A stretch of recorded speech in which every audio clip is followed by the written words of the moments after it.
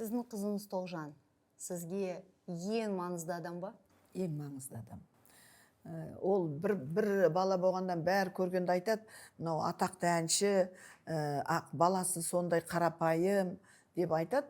Расында да қарапайым болып өсті, қарапайым болып өсірдік. Мен неге Тоғжанды жақсы көрем? Тоғжан өте ақылды. Мен кейде айтам, 10 ұлдан артық менің бір тал қызым деп айтам. Өйткені папасын да жақсы көреді, папасына да қамқор болады, туыстарымызға да жүгіріп кетеді. Маған айтады, мамо, мен неге жалғызбын? Сендер анау 4 әпке, 2-3 әпкен келеді, сендер күліп ойнап шай ішіп отырасыңдар, мен ылғи жалғыз жүрем деп айтқанда, мен қатты жүрегім ауырып, сонда түсіндіріп айтам, сенде болушы еді сіңілің. Ну, тағдыр солай болды. Енді балам, сен менің қателігімді қайталама деймін. Сондан кейін ол үнемі тыңдап жүрді.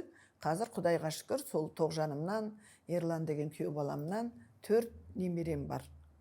Олардың бәрін еркелетесіз? Бәрін еркелетем. Өте қатты еркелетем. Сол үшін кейде Тоғжаннан сөгіс алып қалам.